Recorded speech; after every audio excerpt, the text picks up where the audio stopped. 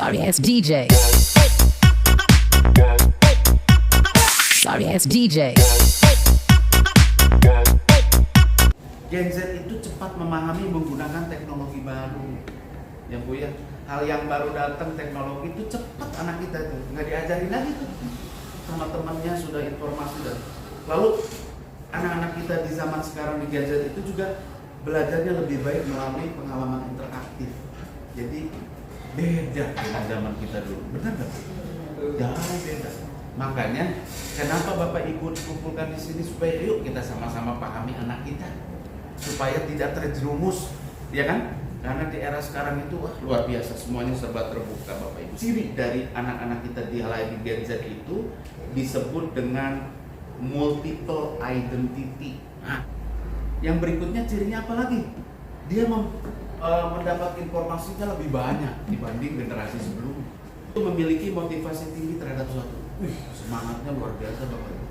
Ngerasain nggak sih anak kita punya semangat tinggi di era sekarang itu? Apalagi kalau udah pakai handphone semangatnya luar biasa. Ya, udah begitu luas, gampang bertanya pada siapapun melalui online maupun offline. Anak ini mandiri, benar? Nggak tertutup. Tapi ada juga memang ada anak-anak yang istilah dalam psikologi introvert bisa tertutup gitu kan ya. Anak ibu pernah terjadi bullying. Nanti apa ya itu bullying kita akan jelaskan.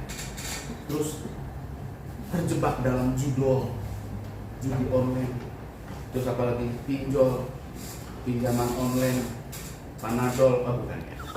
Itu panadol pusing ibunya, ya atau bapaknya. Dan yang terakhir kenakalan remaja, banyak kenakalan remaja tuh. Dimengerti nggak?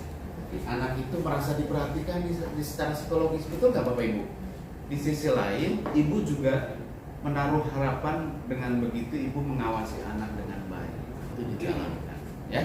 Setiap hari minimal kita ketemu anak itu dengan bertanya, kapan dilakukannya, terserah nyamannya Bapak Ibu dan nyamannya anak gitu ya.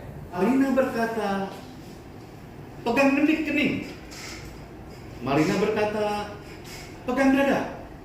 Marina berkata, pegang bibir, pegang pipi. Ada Marinanya enggak Ibu?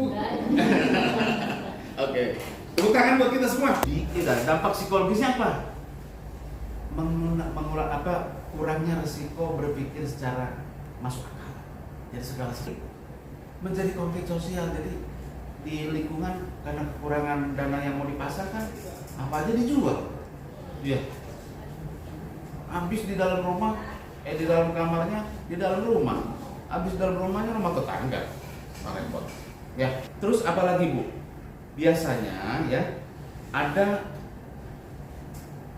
semacam frekuensi kemenangan kecil. Dapat pernah 50.000, 500.000 gitu. Dimenangin sekali.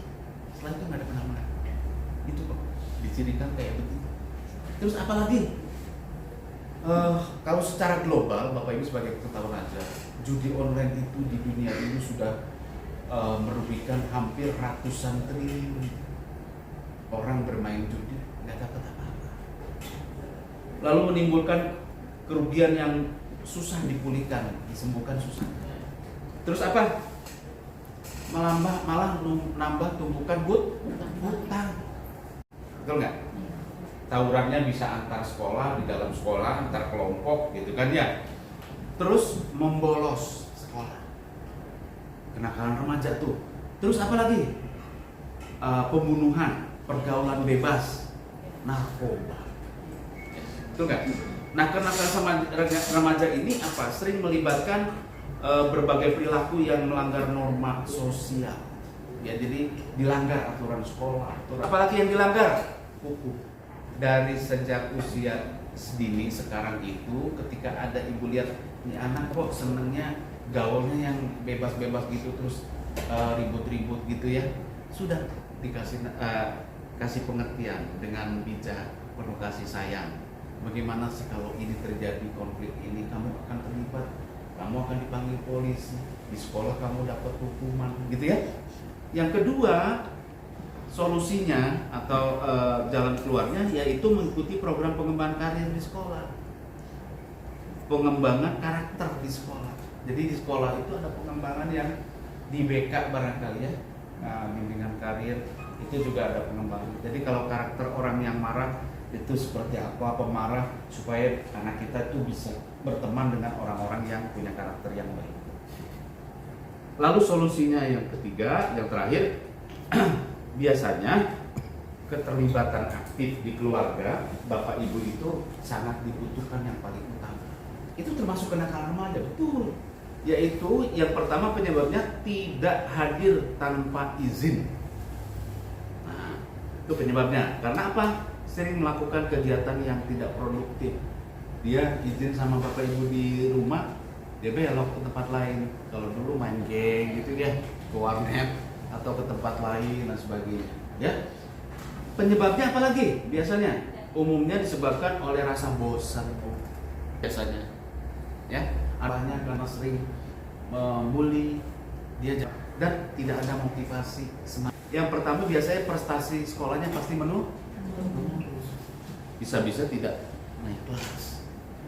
Dan dampak berikutnya biasanya seringkali terjerumus pada kegiatan yang negatif karena bolos sekolah. Sekolah atau keluarga, artinya bapak ibu dan sekolah itu memberikan program bimbingan konseling. Semua serba terbuka sehingga apa?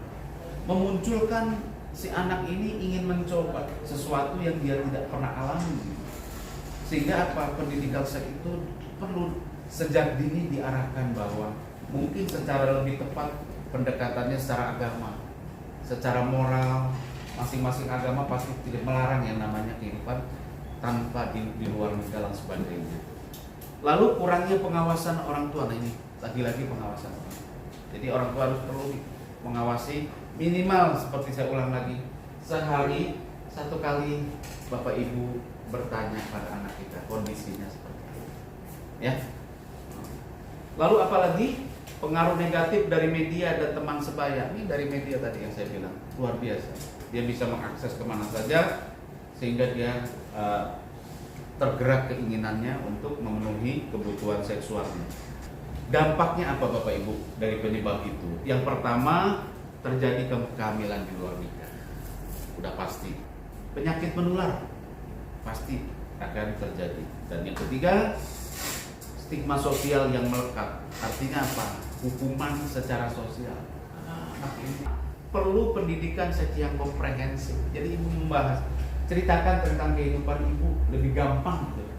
Bahwa ibu dulu dengan kehidupan yang sederhana bisa mempertahankan sampai di titik nikah. Kehidupan kita orang timur, apalagi kita punya orang yang beragama, tidak ada yang namanya istilah pergaulan bebas. Jadi cara bapak ibu pendekatan itu dengan penuh kasih sayang sehingga anak apa? Merasa diakui keberadaannya, dihargai, sehingga bapak ibu didengarkan, gitu ya. Oke, yang berikutnya adalah program penguatan karakter jelas di narkoba. Ya. Jadi narkoba udah jelas kita paham ya, zat aditif yang seharusnya tidak digunakan oleh orang-orang yang secara normal, gitu ya. Karena yang namanya narkoba itu sebenarnya zat kimia yang positif untuk kebutuhan medis. Masuk perkembangan otak remaja itu akan rusak dengan narkoba. Dia gampang murung, gampang down, ya artinya gampang menyerah gitu ya, malas untuk belajar dan sebagainya. Kinerja akademis menurun dah pasti, sekolahnya menurun, prestasinya. Hubungan sosial mengganggu jelas. Generasi Z yang usianya lahir, nah yang bapak ibu baru datang, jadi ibu bapak ibu anaknya yang lahir tahun 97 sampai 2012 namanya generasi Z yang dipenuhi dengan era digital. Kehidupannya ada komputer, ada internet, ada smartphone, ada medsos yang kita dulu gak pernah ada.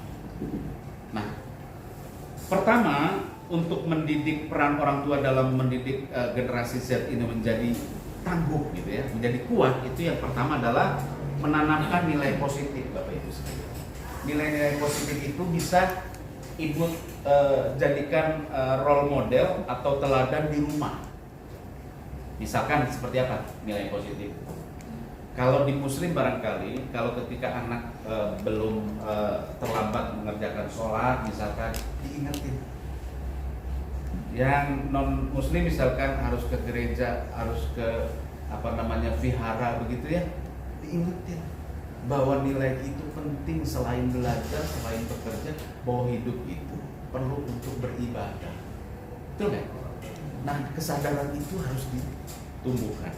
Yang kedua, memberikan kebebasan yang terkontrol. Nah, ini kadang-kadang Bapak Ibu sok tahu gitu ya, karena udah makan asam garam, jadi serba sok tahu anak ini. Padahal anak hidup di zaman yang berbeda, betul nggak Bu?